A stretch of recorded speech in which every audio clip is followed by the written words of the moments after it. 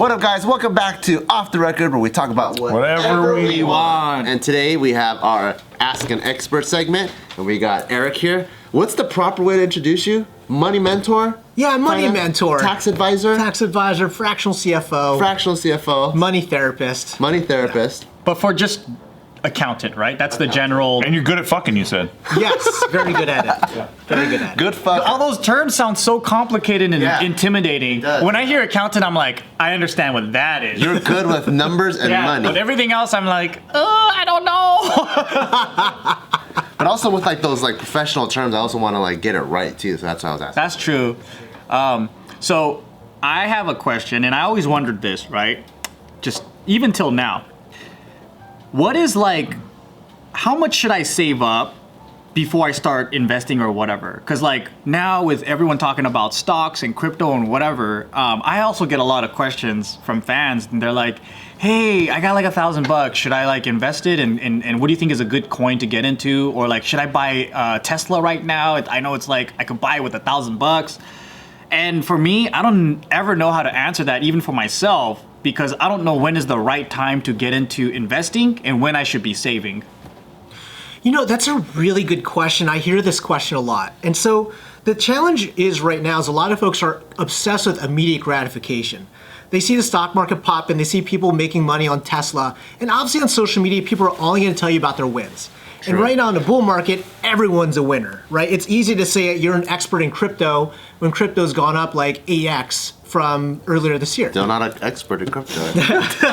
Same thing like in the stock market. Everyone made money this year, right? So everyone's an expert. So the challenge is when you're looking at investing, you want to look at it from two perspectives. If you're looking at get rich quick, that's a sprint. That's going to be short term, high risk, probably not going to be successful. But if you're looking at generate true wealth, you're looking at running a marathon, right? You're looking at the next 10 to 20 years. So That's too far away. I don't got that long to live, man. I need gains now. I've got 5 years and I'm done. I got 2 years to buy a Ferrari. What do I do? So let's say, for example, you are looking to make money relatively quickly. And relatively quickly, let's look at that as 24 months. Anything below that, that's really speculation. If you're looking at trying to make money in 24 months, to be honest, investing in the market, let's say, for example, you double your money in 24 months. You go from $1,000 to $2,000. That's not doesn't even get my dick hard. Spectacular. Yeah, you don't have a boner on that one. I've been in crypto since 2013. Nothing gets my dick hard except for extreme gains. Which is unreal, by the way. Oh yeah. Like our idea of what we expect is very unreal. Right, it is, and it's hard to duplicate past success. It's like a drug. It is a drug. But what if you've had 4 pretty good past successes And in you a row? didn't cash out on any of them. But what if you cashed out your principal though? So then you're just riding profit. I think it's pretty damn good. Hey, that is pretty good. So to go back to that question, if a person had $1,000, in my opinion, and again, I am not like your specific financial planner, right? You want to see your normal guy or gal. I personally would invest it in skills. I would invest it in utilizing some type of a skill or talent that will allow you to actually make more money. Because the thing is, if you're trying to go to double your money, and you're going from $1,000 to $2,000, not really exciting. But if you're investing $1,000 into a program or a certification to teach you to be a welder, or to lay carbon fiber, or to be a programmer, or to, I don't know, learn about social media, you can use that new skill set and make $50,000 a year, $100,000 per year, and then now you take that additional money and turn that into investable assets, right? Yeah. So the challenge is a lot of folks, they see what's going on in the market, they want to put money into it, and don't get me wrong, there's nothing wrong with investing little pieces over time, dollar cost averaging, but you're wanting to go for the long haul. If you're looking at having $1,000 and you want to make money fast, I would invest it in one of your own skills. And that's so are you what they saying always like say. the first step investing is getting your occupation to a point that you're happy with the annual revenue? That's like the first step? Absolutely. The challenge that we have right now, especially on social media, if you go on YouTube, TikTok, everyone's talking about all these side hustles, right? I got 7 streams of income because a millionaire's got 7 streams of income. But if you don't have your number one stream of income locked down and making as much money you can in it, why are you going to segregate your time and distract yourself by trying to pick up 2 or 3 more side hustles? Because you can't dance about the other ones. Yeah, that's true. I got one job, but if you got 7, I do this, and I do this, and I do this, and I do this. You can make TikToks about that. Yeah. You can only point to one otherwise. Yeah, it's over. Yeah, I wouldn't do 7 streams simultaneously. I would build the 7 because it's like, one, you do that well, you're getting like, let's say $1,000 a month on this, and it's now manageable to the point where you only work 1 day a month or something. So, but in the beginning to set that up, you're probably gonna work 30 days, the whole month until it's ready, and then you knock down how many days. And I think that's what they don't tell you about the streams of income, right? So like now we have multiple businesses and things, but they're all ran kind of part-time. Like for this channel, we work 6 days a month.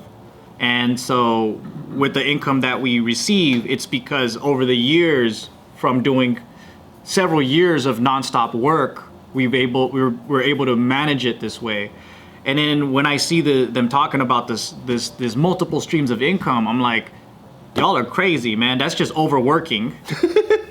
That's like 7 jobs. Like, it's like you're working at the restaurant, and after that, you're gonna go work at the bank, and after that, you're gonna be a parking attendant, and then it's like, that's literally what the 7 streams of income is. And Gary Vee told me to go to yard sales, so now I also got to go there. Damn. On the weekends. Do you think there's a number, like a general number that people can be like save 5,000 or save 2,000 or like how would you come up with that number? Yeah, like let's say after you invest in yourself and you do get the your I guess one stream of income strong, what's the next step towards investing now? Yeah, that's a really good question. So the next level up, now that let's say you have a strong stream of income and you're doing well with that and you want to start investing, you want to start looking at investing in things that are tax advantaged.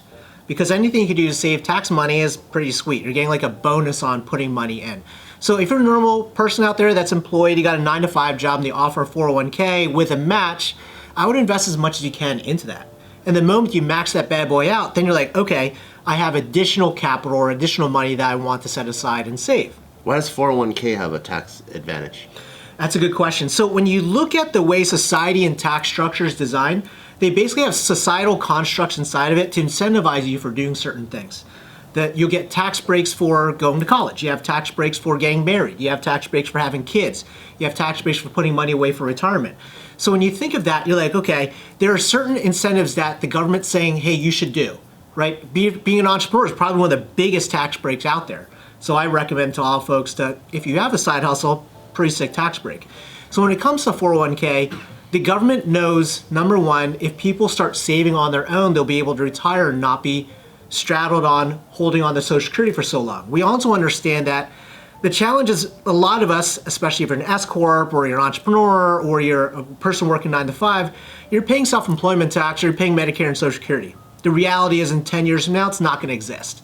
So 401ks were designed back in the 80s because they kind of knew with actuarial tables that this stuff wouldn't exist anymore. So if they give you an incentive to start saving on your own now, you're not going to have to rely on the government later to live on retirement. Why not teach us shit in schools then if they wanted us to do it so bad? Okay, so do you want to hear the reality of it, or do you want to hear the conspiratorial side of it? I love conspiracies. Okay, so here's the challenge, and America is a really fascinating country that's been based and built upon this unicorn story of capitalism. But the problem with capitalism is America really isn't truly capitalistic. It's an oligarchy. It's an oligarchy, and we have socialism for the wealthy and the corporations, and then we have socialism for basically the wealthy folks and personal responsibility for the individuals. They got to pull themselves up by their bootstraps. Yeah, that's what they say all the time. Personal responsibility, pull yourself up by the bootstraps. And all the big guys get the biggest. Please, print money for us. Right. So I was in this conversation with a friend of mine, and I have friends from all walks of life. I'm a libertarian, I'm pretty independent. I vote all across the board, right? So I had a buddy of mine he started chatting to me about, and he had this specter of socialism. And I was like, bro, did you know that because of COVID and because of the tax cuts, corporations got over $2.5 trillion of our tax money? Preach. Right? And so people are like, oh, socialism is so bad. I'm like, wait, these corporations got socialism. But now when you hear of people in politicians saying, hey, we want to give the average people $2,000, suddenly it's socialism. Psych, we want to give them $1,400. Yeah, it's like $1,400 to change that, right? The best. Today's video is brought to you by Raycon wireless earbud. I've been using them because I was jacking off in the other room the other day, and then Gio was like, yo, your porno is way too loud. So I was like, okay, I'll do it in private. So I put it on. No, I'm just kidding. No, it actually helps out. No, it helps out a lot because we just moved our barbell office. Yeah. And so now we have a bunch of people working in there now. And so, you know, everyone's either like video conferencing or working or like listening to their own music. So it's good to be able to put those bad boys in and be zoned into my own world and work and watch what I have to watch. That's true because when I used to work in the office, I would just say, shut up! Yeah. Right? But then I realized that doesn't create a good working environment. Yeah. And it doesn't make people feel good about themselves. So the best thing to do is use my Raycons and I put it in my ear and I listen to my own music while I tell them, shut up, in my own head. Yeah. And then I can focus on my work without bothering my coworkers. Yeah, and they work really good because they last for 6 hours. So you just gotta charge it once, and you don't have to like, oh man, you know, every time when you hear that goes pew pew pew pew pew, and you're like, ah, damn, I gotta charge it again. Oh, you charge yeah, it once, yeah. lasts the whole time. You don't have the wires all up in your freaking arms and getting tangled. It's wireless. It works really good. It fits good. So when someone says Bart, you go, huh? It doesn't just fall out. Oh yeah, when you do the whiplash thing to you go, ha, and then it falls out. Yeah, it stays in there. Yeah, and the cool thing is, you know, when you're like me and you're sweating at work because you're like working profusely and you have all your sweat like beads coming down, you don't shock yourself because it's sweat resistant and water resistant. So if you're working in the rain like I do sometimes, because I like to double task, shower while running and working. And be eco-friendly.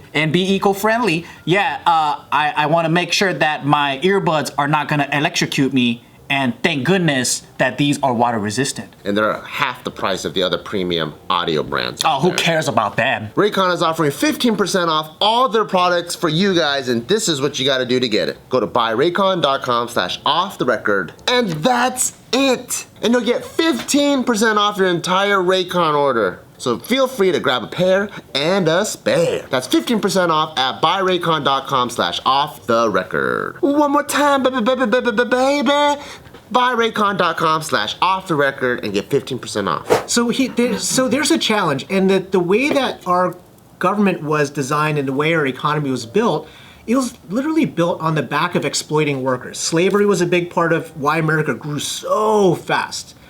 And that notion, that structure hasn't changed. Now, we don't traditionally have normal slavery in America right now, but we have debt slavery. So we're taught in America to be consumerist, to buy more stuff we don't really need to impress people that don't really care about us, right? But what happens is we get... Instagram, though. Yes, it's all for social media. It's all for clout. It's all for I don't want to impress people, but I do want to buy things I don't need. Yes, I love that. Yes. Yeah, I'm guilty. Dog car with Bart, so we can have horns that when we honk, it goes woof woof woof woof woof. I love that. Bark at each other over and over. But it's got to be a car, like the Dumb and Dumber car with a dog. Yeah. I'll show you guys how to write that off. Okay. But so that's the challenge, is we have this effectively modern debt slavery. Now, here's the thing the way that it works, right? In order for these large corporations to continue having the massive profits that they do, they have to continue exploiting workers and pay them as little as possible. So it keeps them almost like indentured servitude, but we feel like we're willingly making that decision. So by educating folks about finances, by educating folks about wealth, you're effectively chopping off the wealthy, the owner class of America, from their ability to exploit workers. Because the moment you teach people about finances and tax and all that stuff, outside of calculus and outside of all these other things that aren't necessarily useful in today's context, that financial education is going to empower the average American. Yeah. And the challenge is when you start empowering average Americans, you start unifying people. Politics is all about bringing people apart. The further that they can pull us apart, the easier they're able to control the way that we do things. So your conspiracy, I have to say, this is such a conspiracy, is that Congress works to keep us all divided and financially stupid so that we can be better debt slaves. Such a conspiracy, man. Yeah. I'm not really buying it. So I'm not saying everyone in politics is like that. We have some really good politicians, but there's there is this ongoing oligarchy. There is this ongoing ruling class.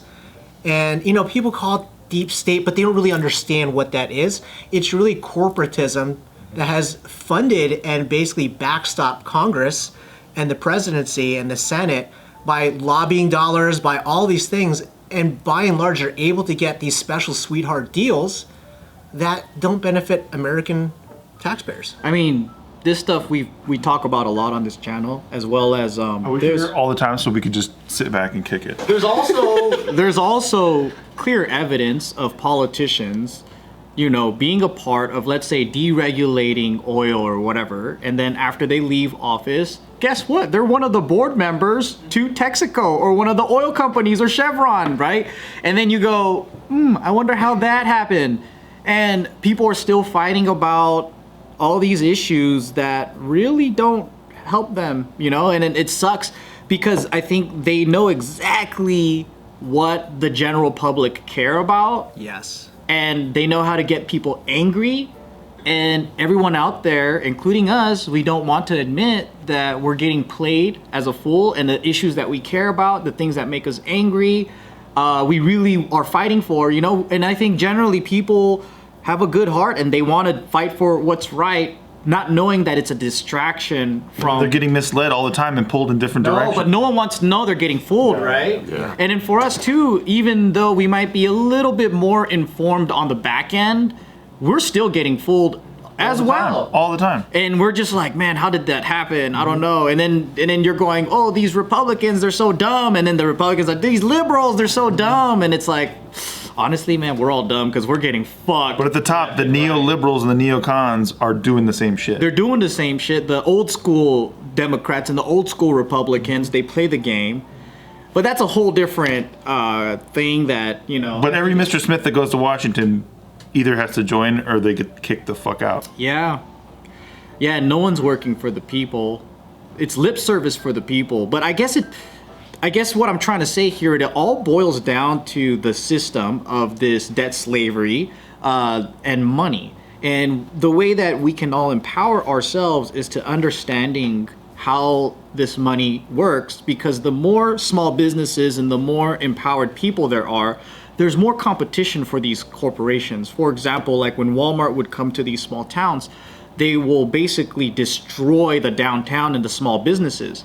And that's only because the small businesses cannot compete with such a giant. Like Amazon and all these guys can get the cheapest prices and all this stuff, right? So, but with money, know-how, technology, and whatever, it gives these little guys a upper hand, and we're able to see maybe in the future we can go to things like Alibaba or whatever, even better, where small businesses can go direct and get cheaper prices, and then that's how you can compete with Walmart or whatever. But without people knowing how to be an entrepreneur, I think it goes right back to, hey, I only have an option of working at a company. Yeah. And don't get me wrong, like entrepreneurship isn't for everybody. It takes a special kind of crazy person to want to be an entrepreneur. A lot of folks, they work in the jobs that they do because they feel like they need that stability. They need that title. And that's just part of their identity. So there's nothing wrong with not being an entrepreneur. But that being said, like I firmly believe that entrepreneurs are like one of the biggest changes biggest changes for good in the world. Because if you look at nonprofits, they really can't do too much, and they have high administrative costs. And you go to the Charity Advisor or GuideStar, whatever it is, and you could see that a lot of them have these expenses and they don't really provide a lot of services.